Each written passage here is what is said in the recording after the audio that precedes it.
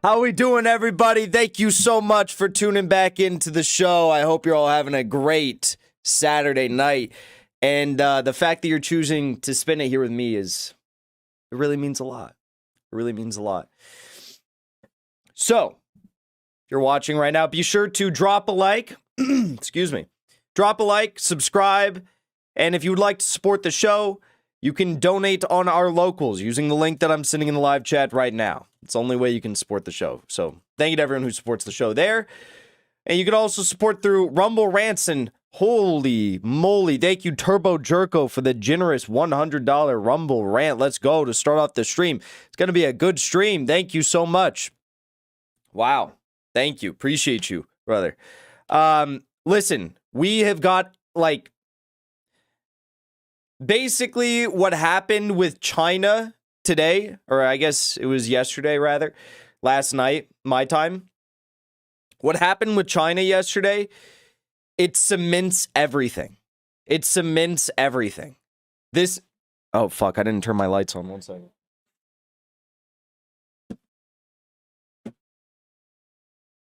What just happened with China absolutely cements everything, okay? So we are going to dive into what happened with China. We are going to dive into a new speech, a short speech from Putin. We are going to talk about, what else we're going to talk about? We're going to talk about Trump. We're going to talk about Elon. We're going to talk about Paul Pelosi. We are going to discuss Germany. We're going to talk about Japan because Putin just had a W with Japan. We're going to talk about the United Nations and their NAZI resolution. I got a story wrong. I kind of got a story wrong. I have to correct myself on a story. And it's actually an interesting correction. So we're going to talk about that. And so we got a lot to talk about is what I'm trying to say. So let's get into it. And thank you to Richie Molina for the Rumble Rant. Damn, Turbo Jerko making my $5 look cheap ass. Turbo Jerko really came through, but I appreciate everything. I don't know, you guys, really, I appreciate every donation. I say that, but I need to stress it. Anyone that gives their money to support the show means a lot. But we're actually going to talk about that tonight because I have a very, very welcome update about monetization and something that Twitter is doing that really gives me hope. It gives me hope. So we have some good news tonight as well. So thank you all for tuning in. Drop a like, subscribe, all that stuff. Rumble, good to have you here. YouTube people, good to have you here. Let's get into the news. Okay, let's get into the news. Let's talk about it. So let's start off with the China news. Then we'll go to the Putin speech, and then we'll go to the Russia W that we have to talk about. Okay, Maloney gossip. We are going to be talking about Maloney tomorrow. So tomorrow's stream, we're going to talk about Maloney because we do have an update from Italy with Maloney, and it's pretty base. So we just had so much on the agenda tonight. I didn't want to overstack it. But tomorrow we have a Maloney update, okay? So let's get into it. First, China. Okay. So in our last stream, we covered a pretty interesting story in which the Germans were split. The ruling coalition, led up by German Chancellor Olaf Scholz, had some fractures, some pretty big fractures over their China policy. Now, I understand that Russia is the big news of the day. Everyone's focused on Russia, Ukraine. But if I'm being 100% honest with all of you, everyone in the Beltway, everyone in DC, everyone in Wall Street, City of London, EU, wherever, Brussels, what they are focused on long term is not Russia. They're not focused on Russia. In fact, I think there's still some people that delusionally believe that maybe they can create a new Sino-Soviet split and try to turn Russia against China. Regime change in Russia, turn it against China. I don't know, they're crazy people, right? But the ruling coalition in Germany is already on, it's in a shaky position already. They have very little support. German Chancellor Olaf Scholz is got like I think it's like 58% of the public say that they don't think that he's equipped to handle the position or the position and the issues at hand right now. So it's not going well for them. And of course, German industry is suffering. Average people are suffering. So all in all, the material conditions of the country are terrible, and they don't have any faith in their leader. All right. But Olaf Scholz seems to be having a sort of last-ditch effort to save himself, okay? Whether it's desperation for self-preservation or some true realization as to how much he's effed up, I cannot tell you. I wouldn't begin to assume, but I can imagine it's probably not the latter. It's probably, in fact, the self-preservation that he is more enthralled with the idea of. But regardless of what his motives are, he has been attempting to change some policies. He's been attempting, A, to save German energy markets by way of reopening nuclear power plants, which is interesting.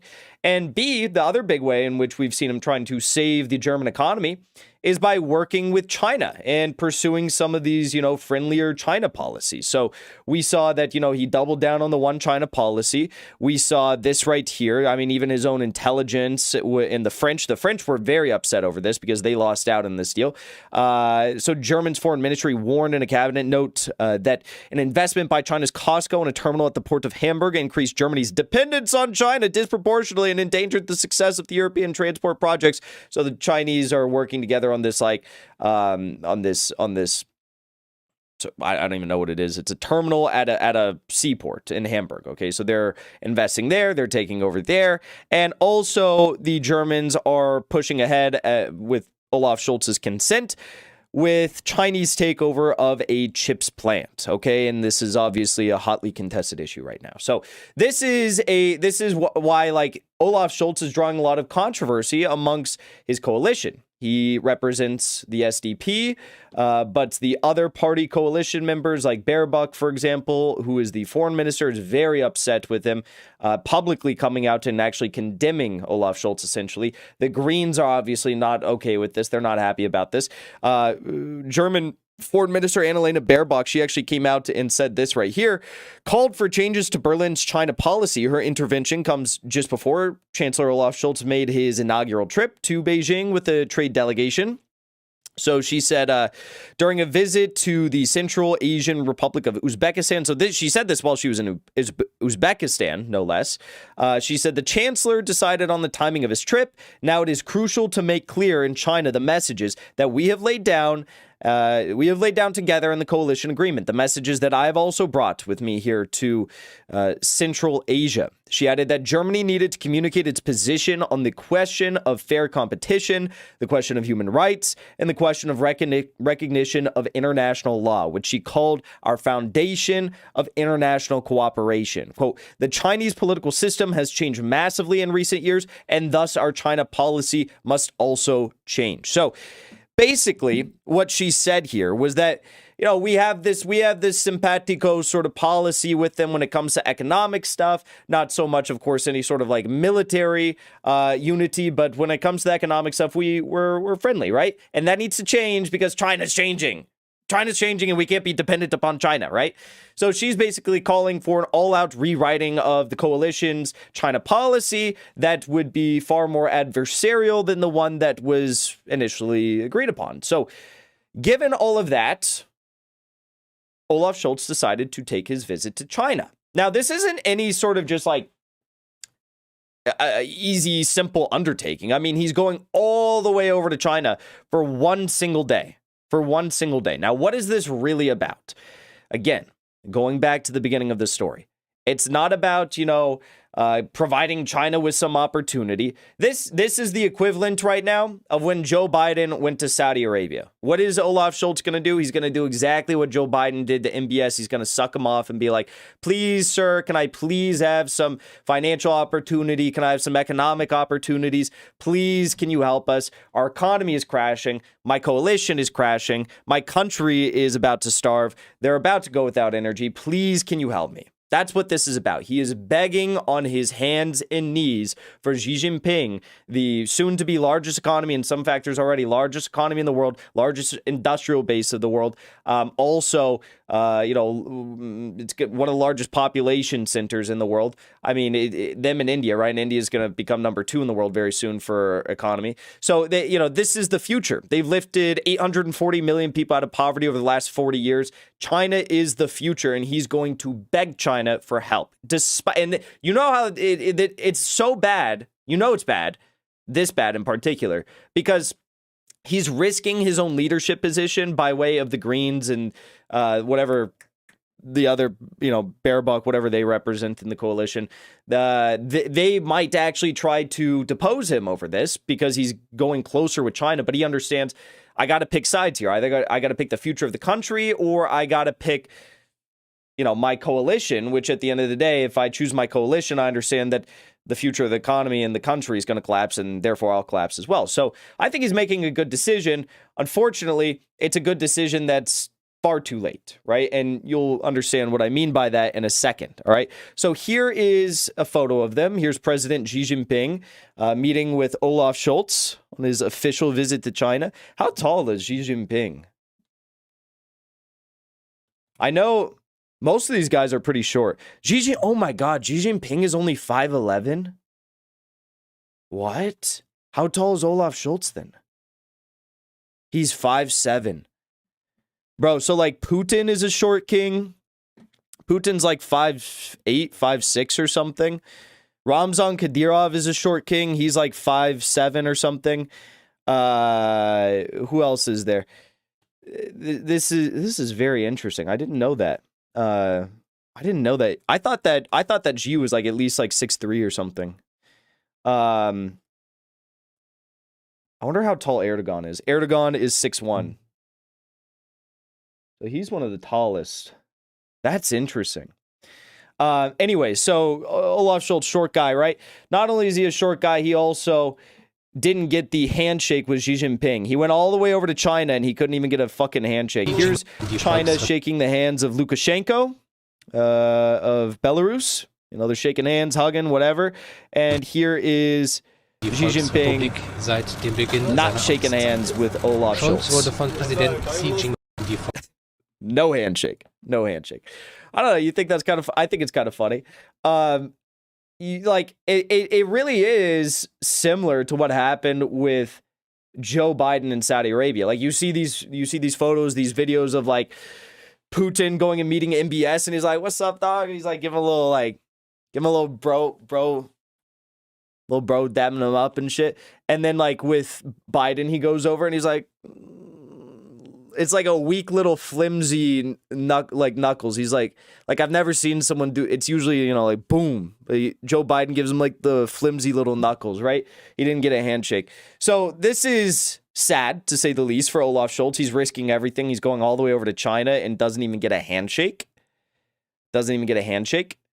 Okay, so the media portrayed this as an event. Oh, well, Olaf Scholz is going over there and he's scolding Xi Jinping about this support for Russia.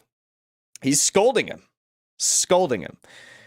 Don't allow Putin to use nukes, Mr. Xi. Xi tells Scholz China opposes nuclear force in message to Putin. German leader accompanied by business delegation for day trip. Europe is trying to balance trade and rights issues with China. Yeah. Well, that's one way of putting it. A far more accurate way of putting it is that, again, Scholz was begging for business. On a visit to Beijing on Friday, German Chancellor Olaf Scholz led a focus on business ties take precedence over calls to keep distance from China, make human rights concerns a priority, and squeeze Beijing on its unwillingness to condemn Russia's war in Ukraine. So that's really what happened. Mr. Scholz, the first European leader to visit Beijing since the Russians invaded Ukraine in February, used his whirlwind 11-hour visit to sign business deals and announce new areas of cooperation, reaffirming a once cozy relationship that has come under strain as Beijing has adopted a harder-edged stance in its dealings with the West as political pressure has mounted within Germany to lessen economic dependence on China. Okay, so the question is this some sort of a sea change in China, Chinese German diplomatic ties? Is this reestablishing some sort of a new order between the two countries that is going to lock them into economic cooperation for years into the future? Okay, because that is what Scholz at this point would want. He'd want lucrative, long-term, stable deals that are going to be good for Germany, right? That's what he's essentially begging for here. Well, though the Wall Street Journal painted as though Scholz came out on top, that's not really the case. They didn't get anything larger than what I've seen from the chip deal and the Hamburg deal out of this. And Xi Jinping actually had some very, very sharp words of criticism for Olaf Scholz. Okay, now, just to paint the picture, and this is the same goes with U.S. and Western leaders for China or Russia. Any previous generation of Western leaders, we say this all the time because it's true, would have looked at Russia and looked at China and said, we need you guys. You are commodities producers. We should not try to go to war with you. We should try to work with you to better the world, better our own populations, develop the world, industrialize developing nations of the world, so on and so forth, right? That's what leaders should do. But Germany, under Olaf Scholz's coalition, has chosen to take a starkly different path, a path that says we are, we're waging the path towards war. We are heading down that path, right? And now when he needs Xi, he comes begging to him in China, and Xi knows better than that. And this is what happens. Scholz's China trip. Xi Jinping urges Germany to resist grip of ideology of Berlin, Beijing ties. It is easy to destroy political mutual trust, but it is difficult to rebuild it, Xi tells German Chancellor on state visit.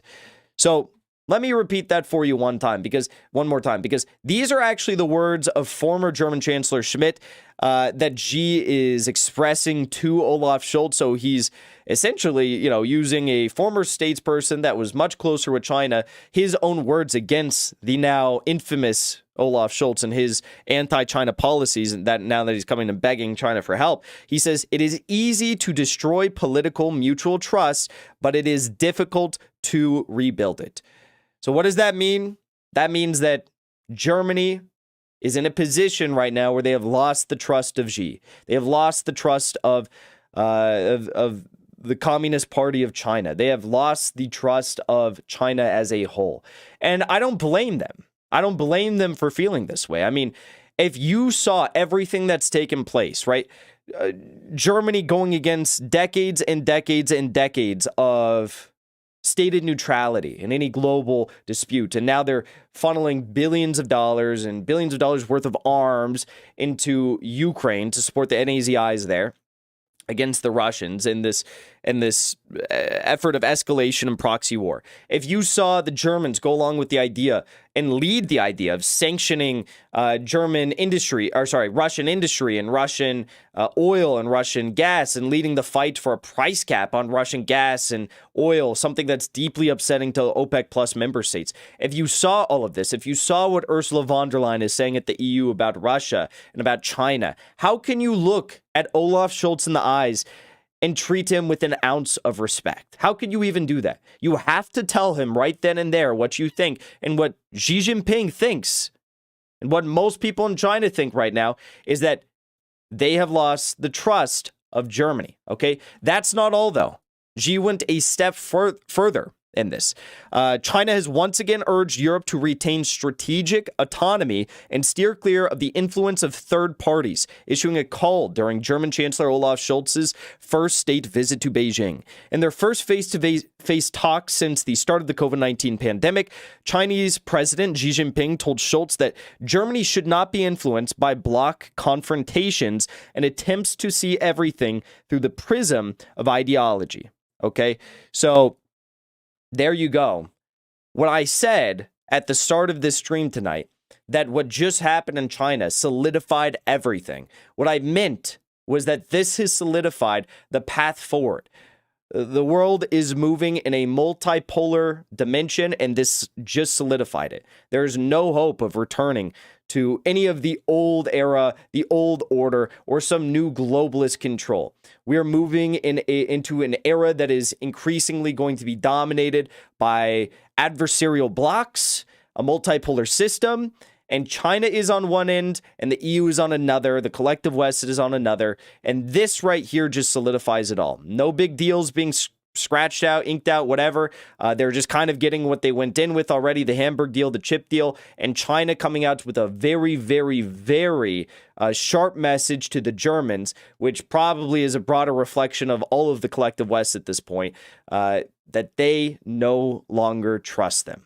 Okay. And what's noteworthy about this, the last thing I'll say about this meeting is most like investors are speculating that China is about to fully reopen, or at least begin the reopening stages post, COVID, like heavy lockdown, COVID policies, all that stuff, because they're still pushing for that. I personally think that China has been doing this as a means of artificial suppression of demand in their country for ulterior motives. I don't think it has anything to do with COVID in their country, zero lockdown, zero COVID policy, whatever.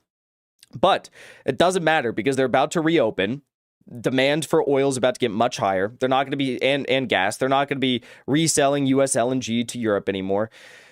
The walls are caving in for Europe and for the collective West. And this meeting between Xi Jinping and Olaf Scholz solidifies everything. He goes all the way over there, doesn't even get a handshake, and gets a pretty firm scolding from Xi Jinping.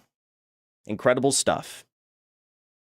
Definitely solidifying the, I guess you could call it a new world order. Joe Biden says, we want a new world order. The Democrats talk about this new world order. They're getting a new world order, and it's a multipolar one. One where they're going to be hard-pressed to find any major commodities producers that are going to support them as their hyper-financialized markets crash. Maybe they'll learn their lesson one day. All right. Thank you all for tuning in. We got a lot more on the agenda. Thank you to Ruben Glenn for the Rumble Rant. I would love your opinion on CBDCs that governments are trying to impose to further centralize fiat currencies. It's not something that I have a lot of background in that I can talk about. I don't talk about things I'm not really knowledgeable in. The one thing I will say is that I don't know what it is. I don't know what it is because, I see that the Russians are talking about this now as well. And I don't know if it's like a fight fire with fire mentality. I don't really know what it is. Is it an inevitable path that all countries are going to go down? I don't know. I can't really speak to it. Maybe you guys can send me some stuff on that. I don't know a whole lot about them. It's just, I think as with any of this stuff, you talk about, there's always people that ask me about like crypto. There's ups and downs, right? A lot of countries right now, I know crypto's not the same as like a central bank digital currency, but I'm just giving another example, right? Crypto in many instances right now is being used by countries all over the world to circumvent U.S. sanctions, which is an interesting use of the currencies, but they also have downsides. So I don't know. I'm not that knowledgeable about it. All right. Thank you all for tuning in. Let's get into the next story. But first, if you're watching, be sure to drop a like, subscribe. Definitely subscribe. Help. We're so close to hitting 200,000 subscribers. Holy shit. We're going to pop the champagne when we do. You best believe. All right.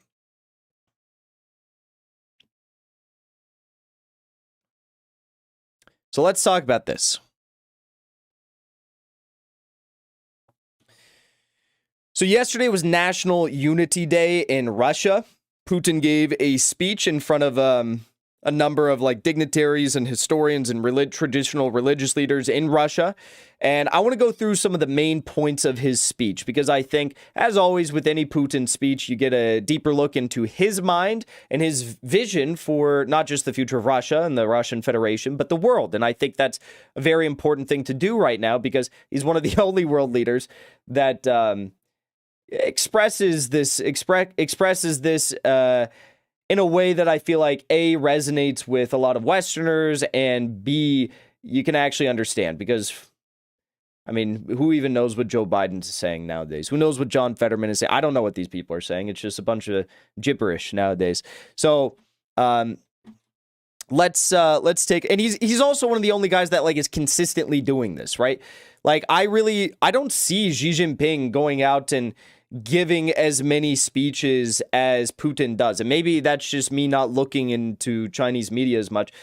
I mean, I've read Xi's book, the first one, but I that's kind of just like an overall intention, vision for the future of his country, which like Putin has his own versions of that I guess you could point to, but Putin's always giving these speeches and it's so base. So let's take a look at this. All right.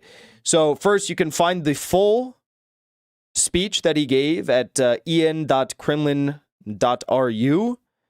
This is meeting with historians and representatives of Russia's traditional leaders. Vladimir Putin met with historians and representatives of Russia's traditional religions at the Manez Central Exhibition Hall. Here's a photo of him there. We are going to go through some of the main points, takeaways from the speech, okay? So here are some of these key points. Number one, conflict in Ukraine was, according to him, inevitable. Quote, Russia's clash with the neo-Nazi regime that arose in Ukraine was inevitable. And had our country not undertaken the actions it did in February, nothing would have changed, and only our position would have been far worse, Putin said. Quote, our so-called friends brought the situation in Ukraine to the stage where it was a mortal threat to Russia. Putin compared the situation to what happened in 1941 when the USSR had ample warning about the upcoming Nazi invasion, but did not take steps to defend itself, suggesting that this was one of the reasons millions of Soviet citizens died before victory over Nazism was achieved. Okay, so I don't have a whole lot to say about the first part here because I think you guys know my opinions about this. The one thing I will say is that I'm not saying this because I don't want to offend anyone at our community guidelines team at YouTube or Google or anything like that, the censors. But there were many people in Russia encouraging Putin to do this many years ago. For example, the Communist Party of the Russian Federation, they were encouraging Putin to do this like every step of the way over the past 8 years. He took much longer than most people, many people wanted him to in Russia. Okay, so that's all I got to say about that. Let's continue on here to some of the more nuanced and newer sort of things that we're hearing from him. Number two, the West twisted Ukraine's history. Western countries meddled in Ukraine's internal affairs after the fall of the Soviet Union and, quote, managed to instill such pseudo-values into the minds of millions of people, which led to the fact that an anti-Russia was created on its territory, sowing hatred, violating the minds of people, depriving them of true history. So this is one thing I bring up often. People say, oh, Jackson, Putin, why do you like Putin? He's not a communist. Well, yeah, he's not a communist, but you also have to understand, and Haas of the Infrared Show made this point and has made this point quite clearly, that there's something to be said about a man like Putin with the career that he's had. He was a taxi cab driver. His grandfather was a cook for Stalin.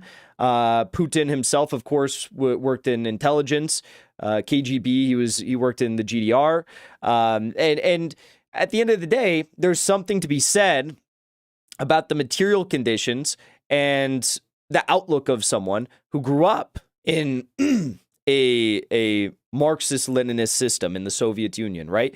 And that stays with you for the entirety of your life. And it's very clear that that's the case if you listen to Putin talk in any sort of long format, that you can hear that come out. Ukraine has been turned into a grave danger for Russia, but also something suicidal for Ukrainians themselves, he explained. It is Ukraine, the Ukrainian people, that is first and main victim of the deliberate sublimation of hatred towards the Russians in Russia. In Russia, everything is exactly the opposite. You know this very well. We have always treated the Ukrainian people with respect and warmth. They remain so, despite today's tragic confrontation. All right. Now, this is where things get interesting. He says a civil war just like 1917. Speaking further about the current conflict in Ukraine, Putin drew parallels with the Russian Revolution over 100 years ago. Quote, in fact, the confrontation is going on within one people, just like it was after the upheavals of 1917. Back then, foreign powers warmed their hands on the tragedy of our people. They did not care about either the whites or the reds. They pursued their own interests, weakened and tore historical Russia to pieces. The West is doing the same thing in Ukraine today, Putin said, sacrificing the Ukrainian people to achieve their geopolitical goals, which he described as weakening, disintegrating, and destroying Russia. All right. And what I'll say about this is that there's a point in the Oliver Stone interviews that Putin did with Oliver Stone, in which Oliver Stone asked him a question about, the West and how, the West is kind of circumventing democracy in Ukraine, of course, but also in Georgia and a lot of former Soviet states that are close or had been at one point close with the Russian Federation. And so it's interesting because Oliver Stone asked him this question, and Putin gave a response that you can now look back at and say, oh, I get it. I get it, right? Putin essentially said, well, yeah, of course they're going to try to stray these former Soviet states away. They're going to try to stray them away from us. They're going to try to say, oh, the West is your friend,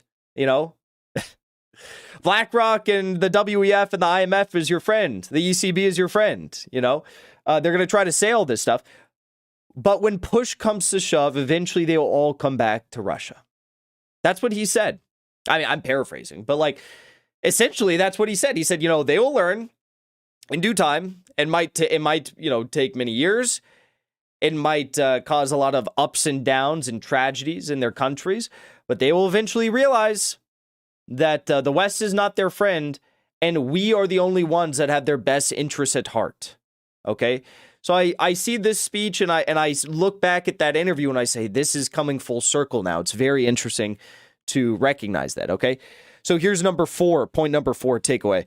Russians need to know the full past of their country, the president argued, without repeating the mistakes of the Soviet period, where academia worked to fit ideological patterns. Quote, something similar is happening now in some countries in the West, where much is determined by the current radical liberal establishment. To please it, key historical events are presented in a completely distorted, inverted form, and the truth is canceled, Putin said. When someone wishes to deprive the state of sovereignty and turn its citizens into vassals, they begin by twisting the country's history in order to deprive people of their roots, doom them to unconsciousness, the Russian president explained, condemning this as a deliberately perverted attitude to history. Pointing to Ukraine as an example of this, Putin said that, quote, there have been similar attempts against Russia and they do not stop, but we firmly and in time put up a solid barrier against them.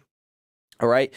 And what I'll say about this is for any Westerners that look at Russia, look at China, look at any country that is, quote unquote, an adversary of the United States or the collective West, and you look at these countries and you say, gosh, I agree with some things that these leaders are doing. Xi Jinping, fighting against this LGBTQ ideology that they're trying to, force on the youth of China through the likes of George Soros. He's trying to do this. George Soros says that Xi Jinping is the number one threat to his Open Societies Foundation, right? And they've tried to do this in Russia as well. And Russia and Xi, they fought back against this very hard. And what I'll say about this, and it's not just that issue, that cultural issue in particular. You look at anything. You look at the threat of terrorism, as Putin laid out here. You look at the cultural and historical events that they try to twist and manipulate to deprive a given people of their roots and their history and where they come from and what they have fought so hard to create, right?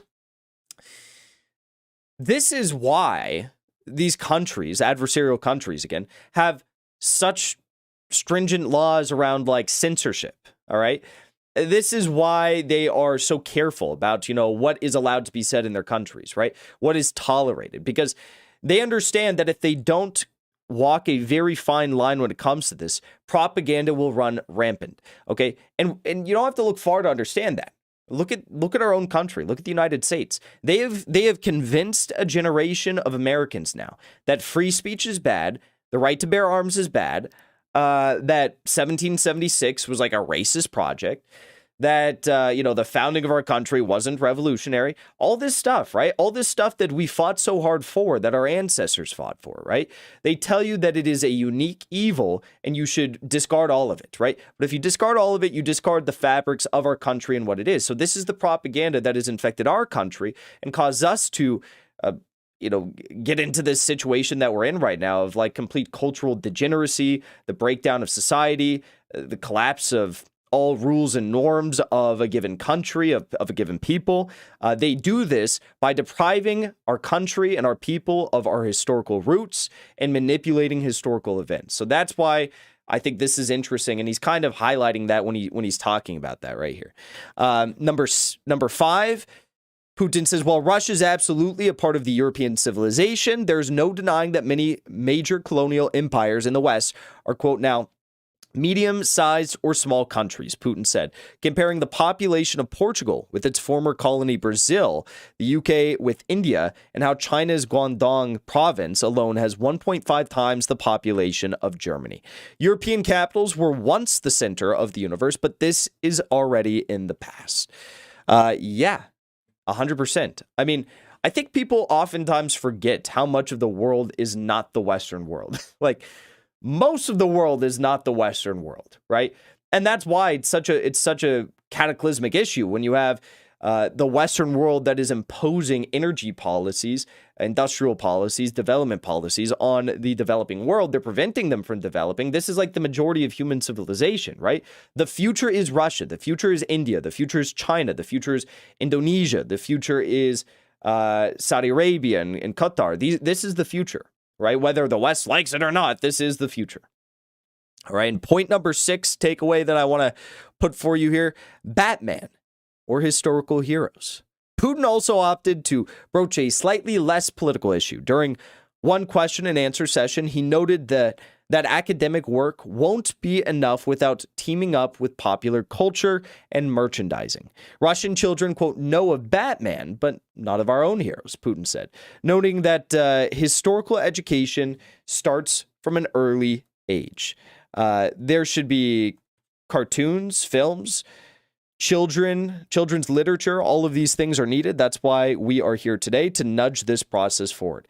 And I don't exactly know what he is referring to here. I have like 2 guesses. First guess is that a lot of this, Western stuff nowadays, I mean, not Batman. I mean, Batman's pretty Sigma male, but like a lot of our Western arts is just infected with this cancerous liberal ideology, all this stuff that he's talking about, right? They've got like all this gay shit on Disney. They've got all this gay shit and trans shit on all these like Nickelodeon, Disney Channel movies, all this stuff now, Pixar, whatever. They're really trying to push that on the kids. And Putin obviously has fought back against all of that, the sexualization of children, very hard for his entire time in office. So it could be in part to that. It also could be in part to an effort to preserve a deeper historical analysis amongst the Russian people. I mean, when Putin was first given his first office in the KGB, and he was promoted, he was given his first office, everyone was allowed to have like one painting in their office. And Putin, out of anyone he could choose, he chose to put, or maybe it was when he was working in the city offices in St. Petersburg. I forget. Regardless, he got some sort of promotion. Everyone had a painting in their office.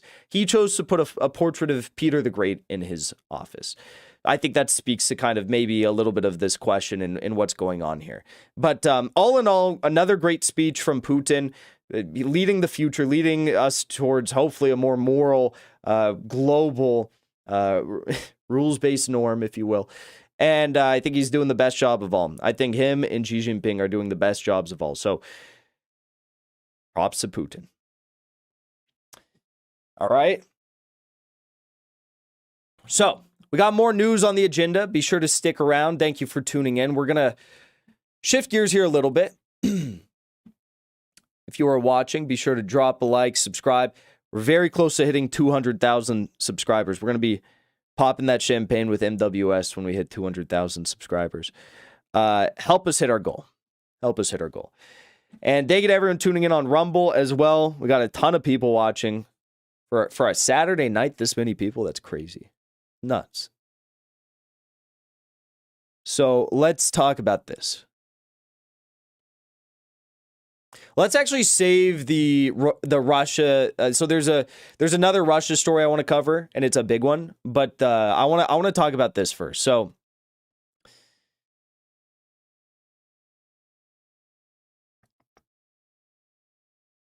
actually, fuck it. Let's just do it. Let's do it right now.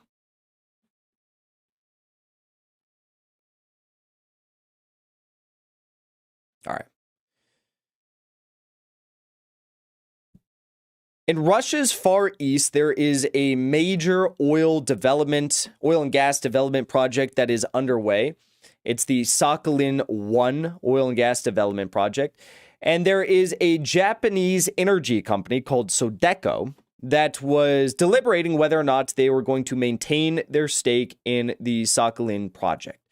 Now, we covered a few days ago that the Japanese were deliberating this, and that was huge alone already, because most people anticipated, after all this Russia-Ukraine business, after all the sanctions, so on and so forth, that Japan would entirely pull out of the deal. We've already seen many Western governments decide to nix deals with Russia that were already in the works or that had already been developed, or just completely blow up industrial infrastructure that was supplying their countries with gas, such as in the case of the Nord Stream 1 and 2 pipelines and the attempted terror attack on the Turk Stream pipeline. But when it came to Japan, it was already like a really, really big deal that they were even deliberating staying in the Sakhalin-1 project in Russia's Far East, okay? Well, today we have an announcement. Russia just got a huge W over the Collective West, and the Collective West just fractured in a way that I don't think anyone saw coming. Let's take a look. Japan keeps stake in Russian energy project. Tokyo says the move will help maintain its energy security. You care about maintaining your energy security? Are you a Putin propagandist? Are you a Russian toady? Are you a toady of Russia? A Putin toady? I'm sure that's what Olaf Scholz is thinking in Bear Book. Japanese energy company Sodeco has decided to retain its 30% stake in the new entity that will manage the Sakhalin-1 oil and gas project in Russia's Far East. Japan's economy and industry minister, Yasutoshi Nishimura, announced on Friday. It's an extremely important project, he said, welcoming the decision, which, according to him, will help ensure Japan's energy security. Now, the reason why this is such a big deal is because Japan doing something like this, they're just bucking the authority of the Collective West. I'm sure they were lobbied very hard to not do this.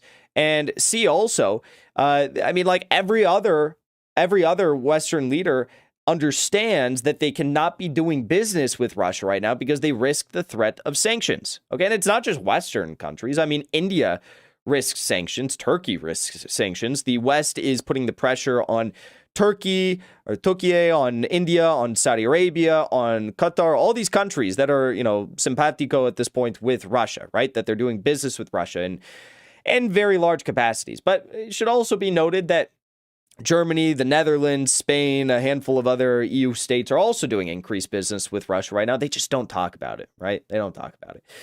So here you go. Japan is going to be maintaining this 30% stake in the Sakhalin-1 oil and gas project in Russia's Far East. Nishimura said Sodeco now has to notify Moscow of its decision by November 11th, the deadline set by Russia. The Japanese government owns a 50% stake in Sodeco.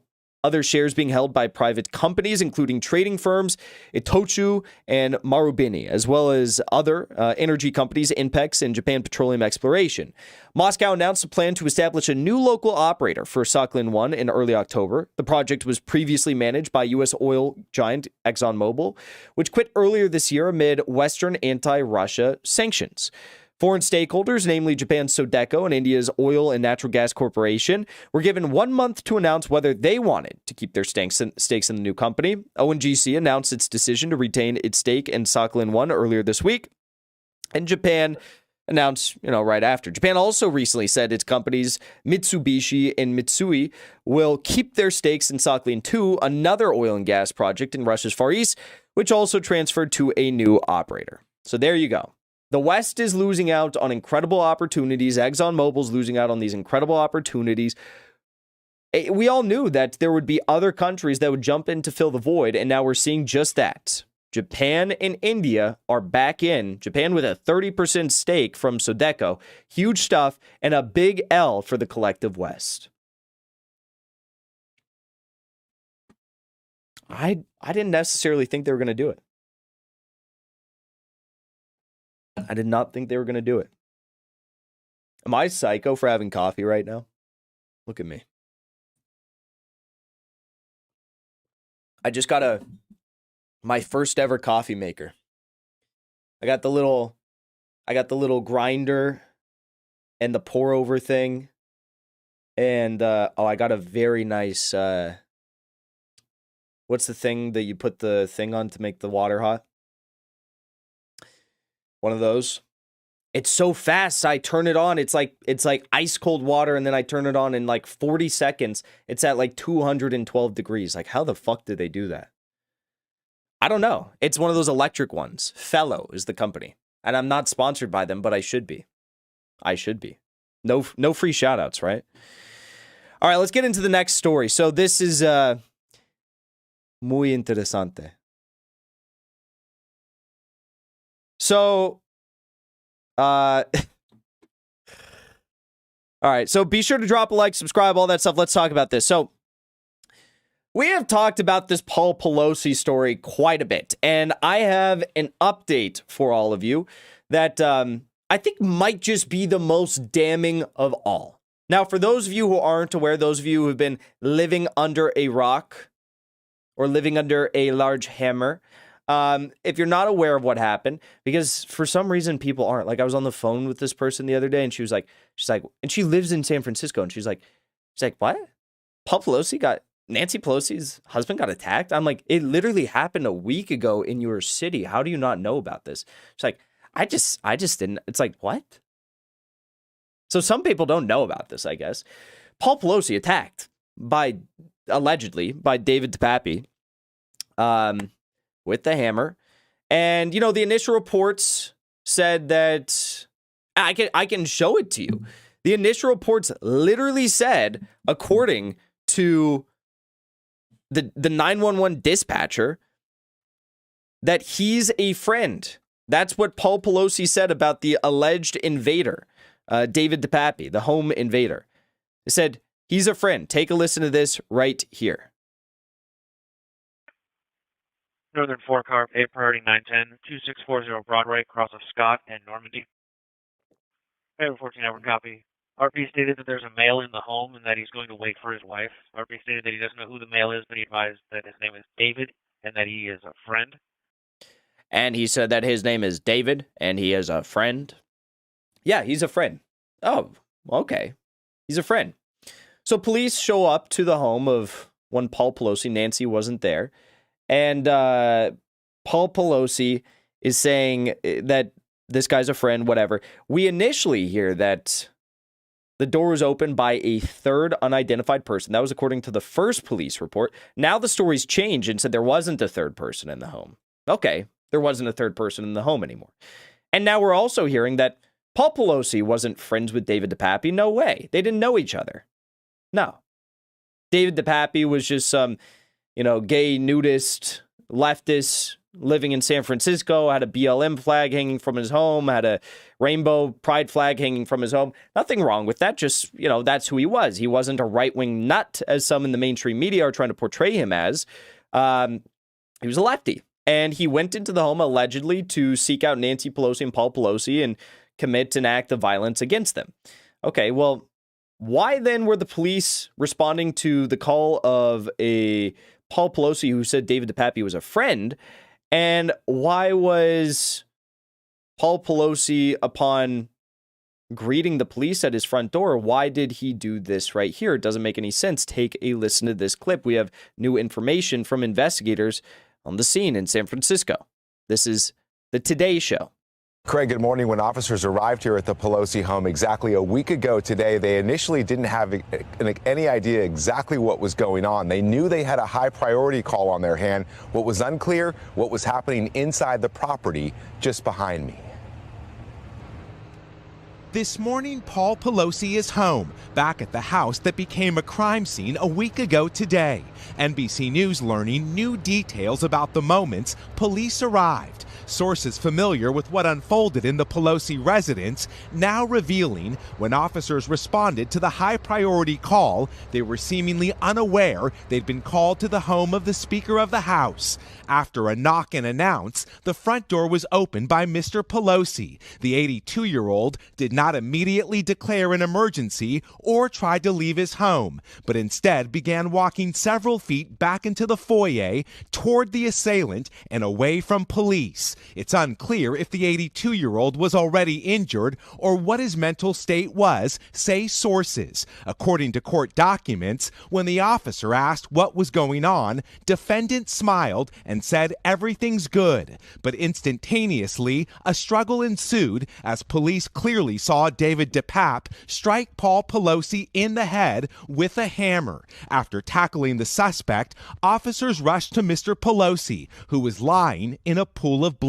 What we do know is he brutally attacked Mr. Pelosi and attempted to kill him. After spending several days in the ICU, Pelosi, who is recovering from a fractured skull and serious injuries to his arm and hand, is now home, where Capitol Police remain on alert. Investigators have previously said Pelosi did not know DePape when the 42-year-old broke into his home.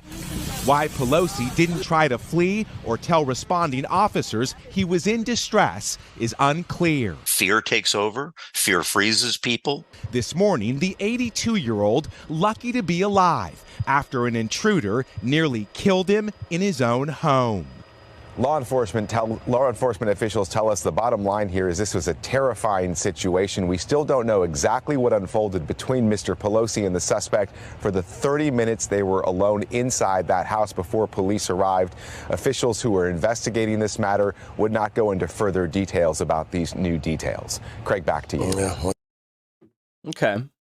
Okay.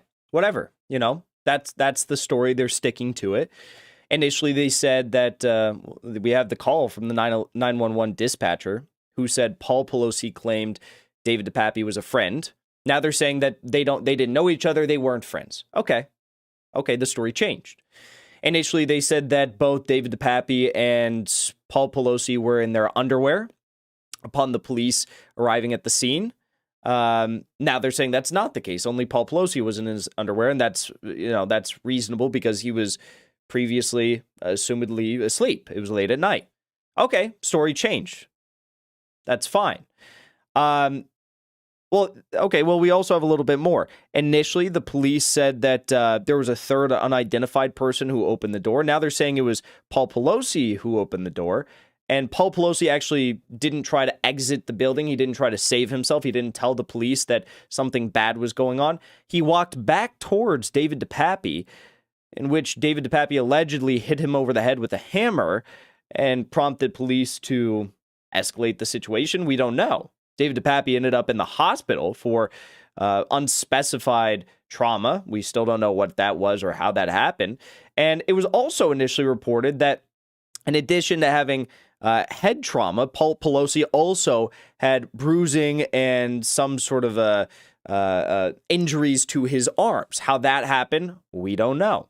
Initially, it was reported that David DePape showed up to the house and went up to the bedroom of a Paul Pelosi and was looking for Nancy, yelling out, "Where's Nancy? Where's Nancy?" and hit Paul Pelosi over the head. We now know that wasn't the case because David DePape and Paul Pelosi were talking for 30 minutes prior to the police showing up. Okay. We also know that, this call that was made to the police was for a wellness check. It wasn't some sort of a crisis intervention. It wasn't over, an alleged homicide and invasion. It was a call for a wellness check. So all I'm saying is none of this stuff adds up. And that information that we just got from today's show makes matters a whole lot less clear. It raises a whole lot more questions. Again, why did Paul Pelosi go back into the home towards the alleged invader and then get hit over the head with a hammer by him. Well, questions aren't good, according to the Today Show. So after this was posted on Twitter, the Today Show not only scrubbed it from Twitter, the tweet's been deleted, they also scrubbed it from their website and from all other platforms in which that video was posted. Questions are bad, and that video caused too many questions to be asked. Jimmy Dore said this right here. So Paul Pelosi was with the guy for a half hour, doesn't try to flee, but instead answers the door, lets cops in, and walks right back over to DePappy. This is normal. Dem should immediately shift gears and accuse anyone who asks questions about this assault of being homophobic. Oh, no. You're not allowed to ask questions. Not allowed to ask questions. So all I'm going to say is I lead a very happy life, and I've maybe asked too many questions, and I'm definitely in no way, shape, or form suicidal. And if you find me with, if they ever find me with two bullets in my body, just know it wasn't me. Just know it wasn't me. And I'd also say that's probably the same for whoever that unfortunate Today Show journalist was that asked those questions. Asked too many questions, reported a little bit too much truth. Maybe one day we'll get the truth. I highly doubt it, though. I don't think we'll ever get it with this story. I mean, there's just still so much out there. I mean, I understand that people are focused on, like, the questions, the big questions, like, why is he going back in? How did he get in the first place? Where's the security camera footage? I mean, there's plenty of security camera footage. Why aren't they releasing that? Well, they're not going to release it because I'd assume the facts are too damning. You know, it's the same reason why they won't tell you the facts about any of the stuff that's going. They won't tell you the facts about the Donbass and the war in Ukraine. They won't tell you the facts about Russiagate. They won't tell you the facts about COVID, about anything surrounding lockdowns or, you know, the jabs or whatever. They won't tell you the truth because the facts are too damning. Same could be said here.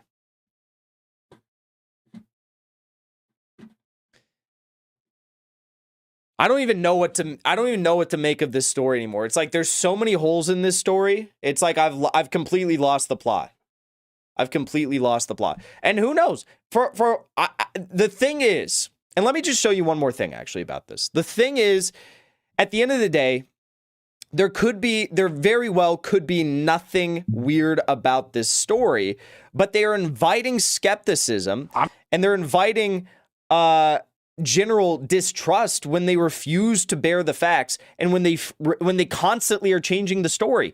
Take a listen to what Glenn Greenwald had to say about this very subject matter on Tucker Carlson just the other day. So everybody feels, obviously, pain thinking of an 82-year-old man being hit with a hammer. It's like the worst thing imaginable. Well, it's quite common now. But why should the rest of us sit here and accept obvious inconsistencies in a story that has public policy implications and not say anything? We obviously shouldn't, and I think this is the most important point about all of this, which is how many millions of people have been conditioned to believe that it's immoral or even some kind of reflection of mental illness, like you're a conspiracy theorist, if you don't immediately and unquestionably accept whatever story is told to you by institutions of authority. And the amazing thing about that, Tucker, is that this framework is being constructed by journalists, people whose primary purpose in life is supposed to be to question and challenge the claims of the powerful, and instead they're demonizing anybody who does so. Skepticism itself can never be wrong. Skepticism says there's evidentiary holes and there's faulty reasoning in what we're being told. Even if evidence does emerge later on to prove it, the skepticism itself was not just valid but necessary. So Jeffrey Epstein killed himself. The Russians blew up their own pipeline. Julian Assange is a criminal. I mean, maybe we're in the habit of just accepting the most ludicrous possible claims and moving on to the next thing. It feels like where we are.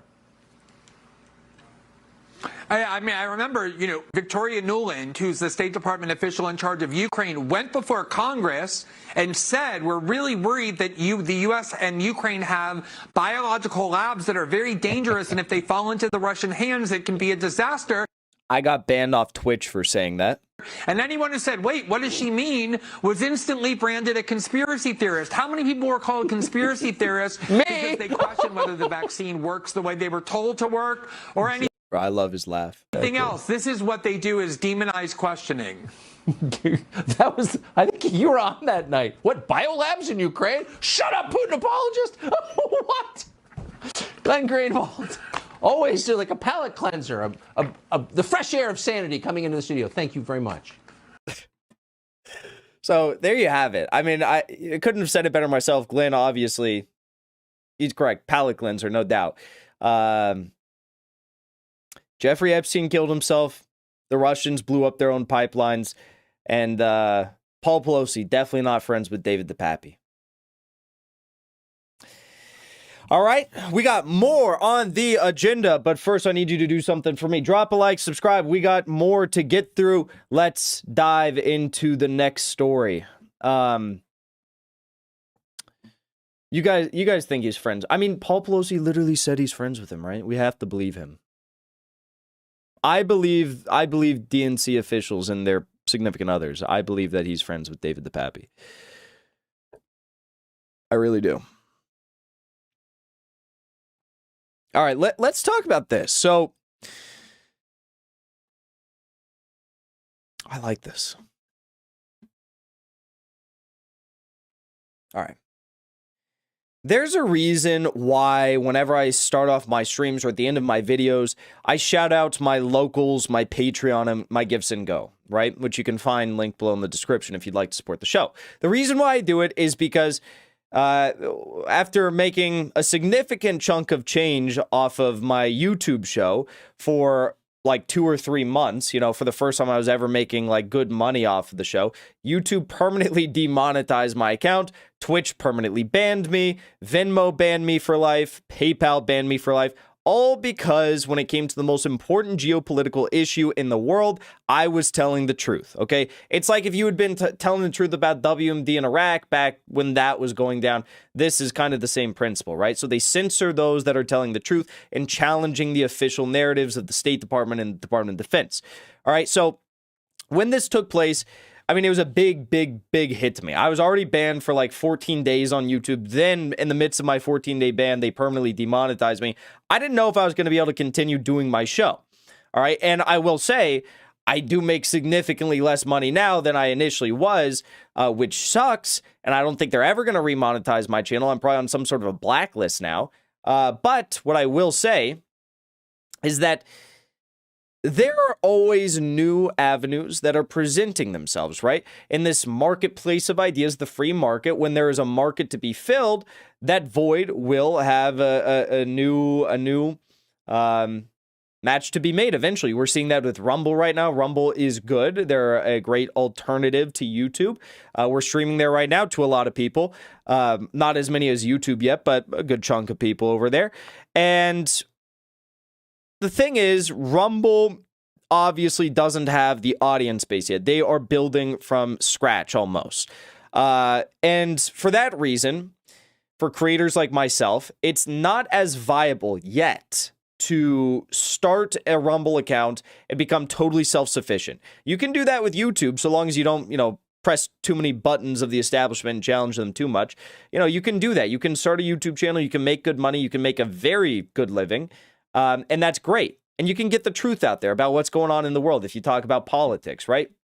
Well, unfortunately, they censor so many of us, it's really not becoming viable on YouTube now either. So where does that leave us? Well, Elon Musk has a different idea. We saw just today, he confirmed the layoff of 50% of staff. He's unrolling this Twitter Blue feature where they're going to be verifying a lot of people, trying to stifle out these Twitter bots and this Twitter troll culture and stuff like that and verify more people, which I have mixed feelings about. I think it's a net positive, but I have some negative feelings about it as well.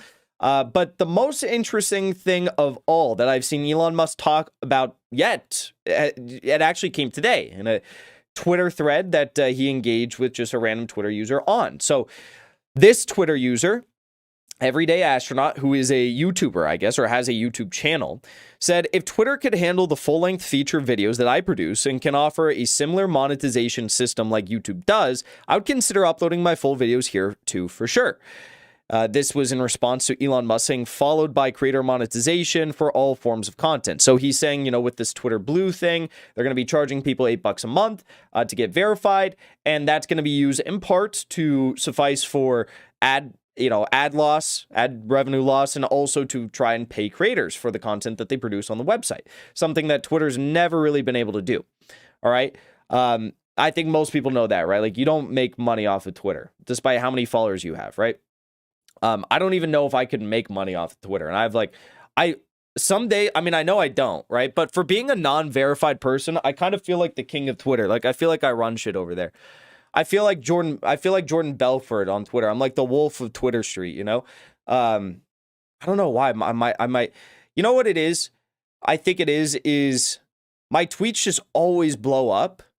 And I used to be shadow banned. When Elon took over Twitter, my shadow ban magically goes away. There's a website you can check it on. My shadow ban went away. And now my tweets are really blowing up. I think, and I've always tried to approach my Twitter like this because it's for fun, whatever. I get important information out of there, but it's also for fun. You can't do anything that often throughout the day and it not be fun, right? The worst thing in the world in politics, other than being wrong, the only thing I think worse than being wrong is being boring. And I try to really not be boring on Twitter. I try to really not be boring. So anyways, that's why I think it's like I'm the wolf of Twitter. And now Elon is about to maybe present an awesome opportunity for all of us on Twitter. He said, we can do 42-minute chunks at 1080 resolution now for Twitter Blue users. So you could break up a longer video. As you guys know, I don't do any videos that are longer than 42 minutes other than my live streams. But when I upload clips, they're usually like 7 to 20 minutes. He said the 42-minute limit should be fixed next month. How does YouTube monetization work, and what could Twitter do better? So this Twitter user replied, with Monroe Live, we earn about $7 per 1,000 views. Sandy's interview with you, we earn about $22,000 for 3.3 million views. If we could get a small cut of Twitter Blue revenue and earn 40% of the ads that run in the long-form content, that would be perfect. So let me just be honest with you guys. $7 per 1,000 views is a lot, because that is set. So that's $7 per 1,000. That's just $7 per 1,000 views. Most people get that $7 per like 1,000 monetized views, which account for like maybe like half or 60% of your views. So this is a lot already. Like, that's a huge, huge cut of the pie for YouTube standards, right? Elon says, interesting. And then Quinn Nelson says, YouTube gives creators 55% of ad revenue for what it's worth. And he says, we can beat that. We can beat that.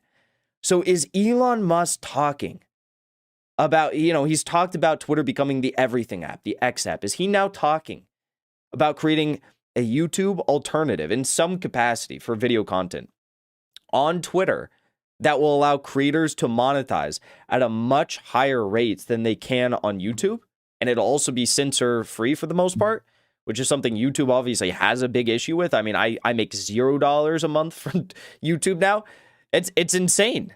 It's insane. So this, I mean, I've never been more excited about any like major business development in my life than when I saw this today.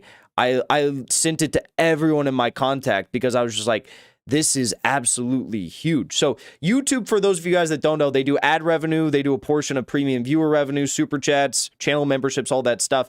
But again, at the end of the day, it doesn't matter if you're demonetized, if you're censored. Elon Musk may be going to provide an alternative and challenge the behemoth that is YouTube. YouTube is worth a lot more than Twitter is. A lot more. It's probably worth like 300, 500. No, maybe like, yeah, probably like 300 or 500 billion. I would not be surprised if it was worth that much. It is huge. So we'll see. I'm hopeful. I think it's a good idea. And this is my message to Elon Musk.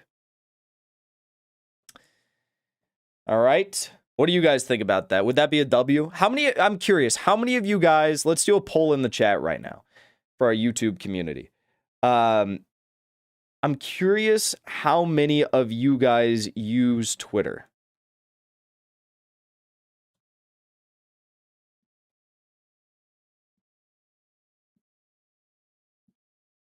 All right, there's a poll in the chat right now. Do you use Twitter? Yes or no?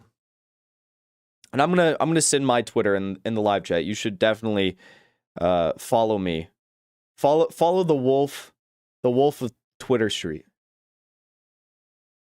if you haven't already. So do you use Twitter? Vote right now. What? What? You guys, are you serious? What the fuck? Are you kidding me? That's crazy. 61% of you say no? Oh my God. Twitter's like my life. That's nuts. 60% of you say no. That's nuts. You guys, we are fighting an information war. You have to get on Twitter. You have to get on Twitter. I'm serious. Like, all these NAFO trolls, we're beating them. Like, again, my tweets blow up like crazy. Like, we're crushing the game right now on Twitter, but you have to get on Twitter and destroy these people. And boost me. Follow my Twitter right now. Here's the link to it. I'm almost at 100,000 followers on Twitter. Follow my Twitter. What the fuck? Do your part. Get your ex-girlfriend to retweet my tweets. Get your grandma to retweet my tweets. I don't care. Get everyone to retweet my shit. We have to win this information war. Twitter's blocked in Russia. Okay, get a VPN. I don't care. Twitter's too short. Use your brain. Telegram. I mean, I'm on Telegram too. Twitter's an echo chamber? No, it's not. I'm literally posting Kim Jong-un memes and like Putin memes. We're breaking through the masses. People are like genuinely scared by my Twitter. It does very well, but they're scared by it. Like, I'm not gonna name names here, but like big people, like you guys wouldn't even. I'm shocked. I'm shocked at the people that like know our community and know who we are. And like they see me tweet and they're like, you don't actually like mean all that. Like, you don't actually love Putin, do you? I'm like, what? What do you mean I don't actually love Putin? Like, you don't actually like Kim Jong-un, right? No, of course I like it. Like you guys know these people, like big people, not just like people in our space, like big people. And they're like, you don't actually mean all that stuff about the communism, right? And like the Putin and the Russia and Syria. Yeah, I mean every ounce of it. Why would I? This is an information war. This is my Sparta, you know?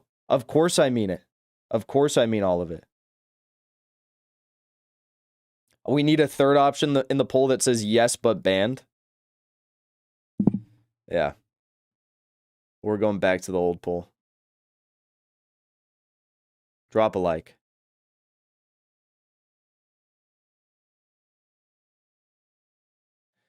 Yeah, follow me on Twitter. What are you guys doing? Come on. I'll send it one more time. All right, so let's get into our next story. Well, anyways, but the thing is, what I'm trying to say here is that if they do that, if they do that with the whatever it is, you know, like YouTube on Twitter, that would be so based, and I'd be able to make an income again, and I would literally be so happy. I'd be so happy. I'd be forever indebted to Elon if he did that. Please do it. Please do it.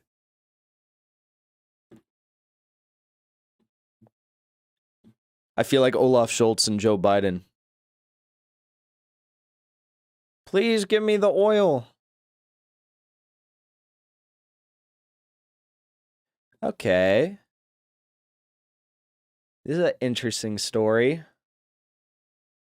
Oh, by the way, thank you to I think we had a Rumble rant. Thank you to Roddy. Jackson's hair looks exceptionally suave this evening. It puts on the lotion, or I can't read that part. Can't read that one. Can't read that one. Lots of hammer jokes. Lots of hammer jokes. Okay, let's get into the next story, shall we? So, there was just a UN resolution vote on condemning Nazism. Now, last year, if you remember, we covered this. The only two countries that voted against the resolution happened to have been the United States and Ukraine. Go figure. Go figure, right? I mean, what crazy. Crazy. Who'd have thought? United States and Ukraine? Ukraine overcame the Nazis in World War II, and the United States helped. Why would they be voting against this effort to condemn Nazism? What? Yeah. Yeah. Well, it just happened again. And there happened to be even more than two countries this year that voted against the resolution to condemn Nazism, if you can believe it. Now, type in the chat right now how many countries you think voted against this effort to condemn Nazism, meaning that they effectively took the position of saying that we support it. Give me a number. Give me a number in the chat. United Nations has, I don't know, what is it, like 195 countries? 300 countries? I have no idea how many countries it is. They have, it looks like 120, 72, it's 180 or 90 or something like that. Okay, how many countries did not condemn Nazism? I see 50, I see 52, 12, 7, 0, 6, 40, 98, 30, 10, 7, 7, 7, lots of sevens. I don't know why there's so many sevens. 6, 3, 5.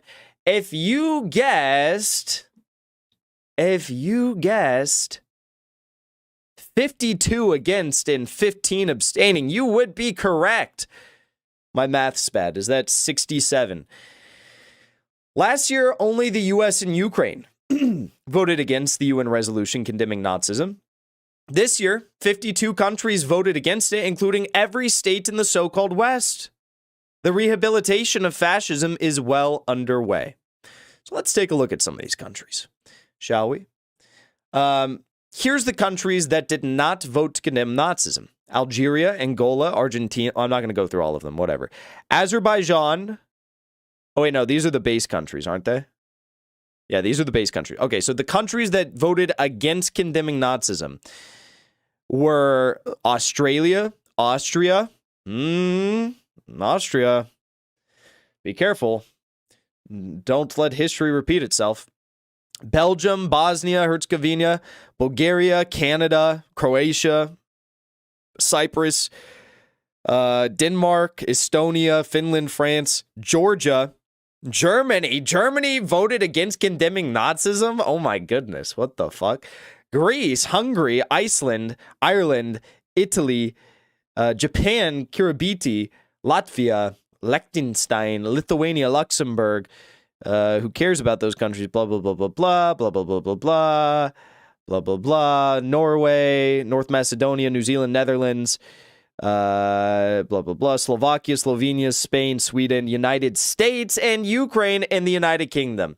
Israel voted in favor of condemning Nazism, which is interesting. And Russia, of course, voted in favor. Saudi Arabia voted in favor. China voted in favor. All the base countries. This is not entirely because, of course, you have Israel on the list voting the way they did. But for the most part, this is a list of like who's based and who isn't based. You know, that's how you can pretty much decipher who's based and who isn't based. So let's read a little bit about this. So A UN resolution opposing the celebration of Nazism and related ideologies has met with significant resistance from the US and other Western democracies, with 52 countries voting against it on Friday.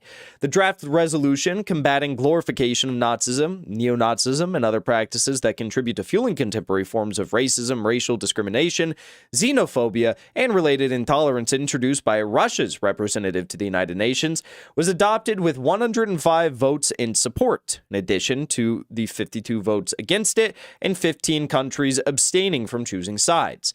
The resolution expresses profound concern about glorifying Nazism, neo-Nazism, and former WAF and SS members condemning the construction of monuments and the holding of public ceremonies honoring the Third Reich. Introducing the resolution, the Russian delegate referenced an increase in xenophobia, anti-migrant sentiment, Islamophobia, and anti-Semitism, among other forms of discrimination, as necessitating it.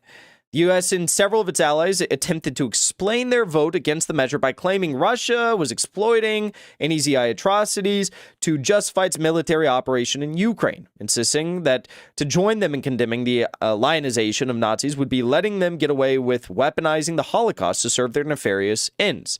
The UK accused Moscow of, quote, furthering lies and distorting history, even while acknowledging it was, quote, legitimate human rights concerns raised by neo-Nazism mobilization to justify its activities in Ukraine. The US went further, arguing that Russia's pretextual use of fighting neo-Nazism undermines genuine attempts to combat neo-Nazism. And Ukraine claimed Moscow's anti-Nazism message had nothing in common with the genuine fights against Nazism and neo-Nazism, which Kiev stressed it condemned in all forms, except when they upheld Stefan Bandera, who slaughtered tens of millions of Jews, Russians, Soviets, Poles, individuals within the Roma community, so on and so forth, slaughtered millions of people, and welcomed a Nazi takeover of their country because they saw it as liberation, right? That would at one point guarantee a Nazi-recognized free Ukraine. So, the fuck? This is what I'm saying, folks. The liberal establishment right now, the global liberal establishment, is ushering in this new era of fascism, of Nazism. And, the squad in the United States is behind all of this. They're saying, oh, yeah, we support Ukraine. You have to support Ukraine. More money for Ukraine. 60 billion is not enough. We need 50 billion. We can't pay for $8 free speech on Twitter. Too much money. We're not going to pay for free speech on Twitter if it means we have to pay $8 a month. But $60 billion a month for the NAZIs in Ukraine isn't enough. We have to send them another $50 billion, right? So, at the end of the day, I just don't understand the rationale here. They're saying like, oh, well, this isn't a true anti-Nazism. If it's not a true anti-Nazism, why is Israel voting for it? Israel's saying, yeah, we stand against Nazism, so we're voting to condemn Nazism with Russia, China, all these other countries. The vast majority of the countries that voted to condemn Nazism.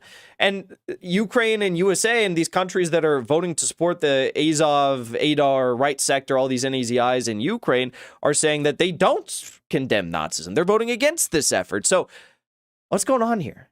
They're trying to tell you that the morally superior position is not condemning Nazism. They're trying to tell you that, the path forward to being to being sanctimonious is to not condemn Nazism in all its shapes, forms, and sizes, not condemn anti-Semitism, not condemn xenophobia and racism, okay?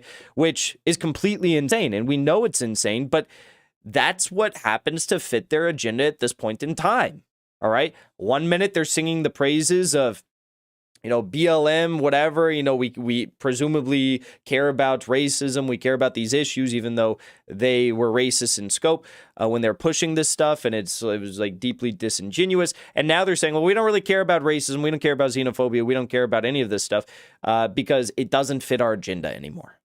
Absolutely insane. 52 countries vote against condemning Nazism at the highest stage in all of global governance, the United Nations. It's a sad day. Doomed to repeat itself.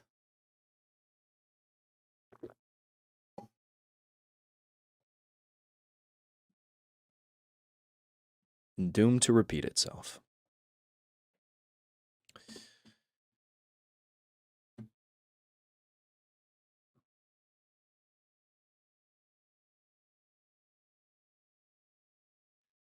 All right, let's talk about this. So,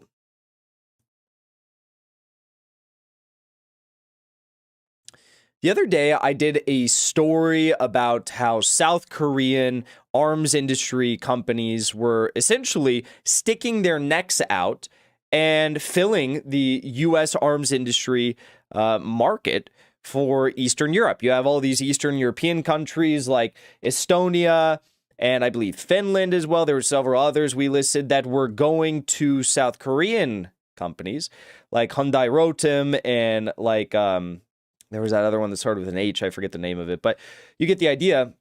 They were going to these South Korean companies to get cheaper weapons and artillery and ammunition and tanks as well for their militaries in Eastern Europe at a faster pace. South Korea is already delivering on some of these major contracts that they've signed with Eastern European nations. In short, Eastern Europe seems to be ditching the United States and the UK as well, because you've got BAE systems in the UK. You've got Raytheon, Lockheed Martin, Boeing, all these companies and more in the United States. You got BAE in the UK. They're ditching these, traditional Western arms industry companies and going instead to South Korea to get arms shipped quicker to them and for cheaper. Now, it makes sense to me, and it made sense to me at the time. And at the time when I was covering the story, I said, look, these are big contracts, like 15 billion, 5.8 billion, 7 billion for no small supply of ammunition or tanks or artillery pieces or weaponry. They really seem as though they're sticking their necks out. And I say, how is this allowed? I said Epstein didn't kill himself, and the leader of South Korea and the South Korean arms industry companies didn't kill themselves either, right?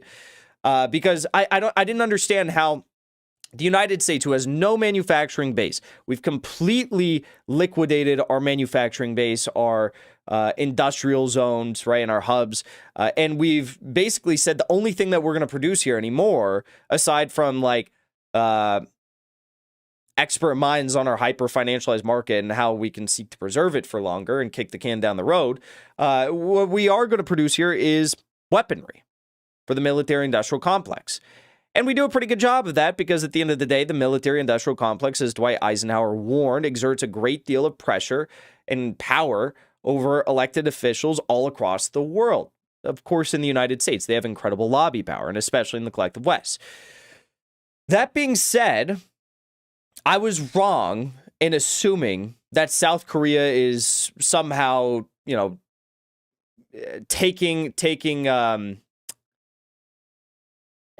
up all of the potential big name opportunities for major contracts with the Western European nations and Eastern European nations as this war in Ukraine goes through. I thought when I saw this story that, South Korea may be replacing the United States and the UK to some degree in terms of being a major arms manufacturing base. And though they're trying to stick their necks out and be, a big player in the game, in no way, shape, or form are they even close to replacing the US or the UK, nor are they close to replacing the lobby power that these countries hold. Okay? If you don't believe me, take a look at this story right here. Media identifies major beneficiary of Ukraine crisis. U.S. defense contractors reportedly stand to gain the most, $230 billion in new defense spending commitments by EU nations. So the $15 billion, the $7 billion, the $6 billion contracts that South Korea is getting with like Finland and Estonia do not come close to what the U.S. defense contractors already have on the books. Yahoo News has identified a major beneficiary of the Russia-Ukraine slugfest, the U.S. military-industrial complex, which is reaping a windfall even as the bloody conflict causes economic havoc, energy shortages, and a looming food crisis around the world. As the media outlet reported on Saturday, EU nations have committed to about $230 billion in new weapons purchases since the Russian military offensive against Kiev started in February. U.S. defense contractors are poised to land the lion's share of those orders, given their dominance as suppliers to European militaries, Yahoo added. Many European nations turn to U.S. arms makers for more than half of all their weapons purchases. Yahoo cited data from the Stockholm International Peace Research Institute to show examples of U.S. dominance in European arsenals. For instance, U.S.-made arms account for 95% of the weapons purchases by the Netherlands from 2017 to 2021. The ratios were 83% U.S. weaponry for Norway, 77% for the UK, and 72% for Italy. European weapons imports jumped 19% during the 5-year period, as then President Donald Trump prodded his NATO allies to meet their obligations to defense spending.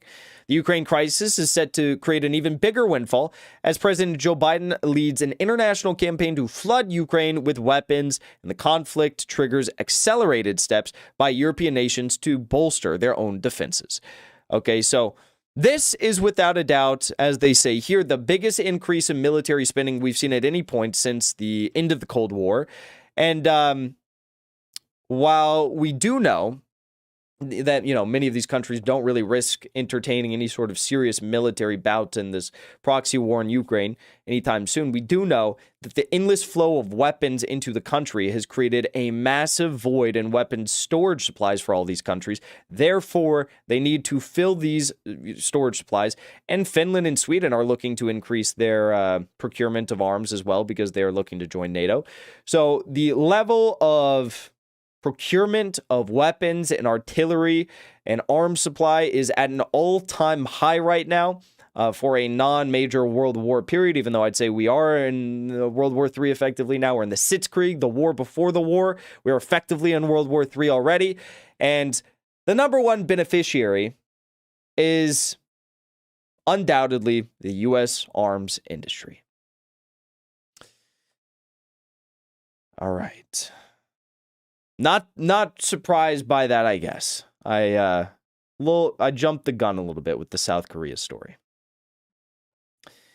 All right, on that note, folks, I'm out for the night. Thank you so much for tuning in here to the stream. We will be back tomorrow, and I'll see you all then. If you'd like to support the show, you can do so by donating on our local, sending a donation there right now. Thank you so much for supporting the show. You keep the show running, so each and every donation on our locals is greatly appreciated, keeps the show running. Thank you for your support. And also be sure to join our Discord and our Telegram using the links I'm sending in the live chat right now. And lastly, I'd like to say thank you to our sponsor for today's stream, which is Birch Gold. You can check them out using the link I'm sending in the live chat, or very simply by clicking on the link in the description of our video right now. So if you're watching on Rumble or YouTube, it's very simple to do. And here's why I think you should do it. So all you have to do is scroll down and you will find this right here. Thanks to Birch Gold, who's our partner for today's video. Take care of yourself and your wealth by visiting birchgold.com/Jackson. Again, using the link in the live chat. I'll send it in our Rumble stream as well. Birch Gold is amazing. They are a great partner. They are not only partnered with me, they're partnered with Donald Trump, with Ron Paul. They have an A+ rating from the Better Business Bureau. And if you click on that link, you can head here right now and sign up for your free kit. Again, free to do. And when you do so, you'll learn about the advantages of working with Birch Gold. Now, at a time when we see the dollar in steep decline, inflation rising to likes of which we've never really seen before, we're definitely in a recession. We're probably headed to a depression. We're headed to this energy crisis. It is incumbent upon you to find ways to protect your wealth. And talking to my friends at Birch Gold will help you steer you in that direction. I mean, they can help invest your wealth in gold, in silver, in an IRA or a 401k, which means you're going to be doing so in a tax-free account. It is a little-known IRS loophole that people like Paul Pelosi know about, but most average folk do not. So click that link right now if you have an IRA or a 401k, and consider talking to them about protecting your wealth, investing in gold and silver. You know, these are stable commodities. We're about to go through a commodities boom. You know, this isn't financial advice, but if there was ever a point in history, recent history, your life, in which it'd probably be smart to talk to my friends at Birch Gold, I'd say right now is the time. All right, on that note, I'll see you all tomorrow. Thanks for tuning in. As always, fuck Dick Cheney. And for our YouTube community, we're rating Haas of the Infrared Show. So click on over to his stream. using the raid button at the top of the live chat. And be sure to subscribe to his channel, drop a like on his stream, and tell him that I sent you. Peace out, everybody. Thank you so much.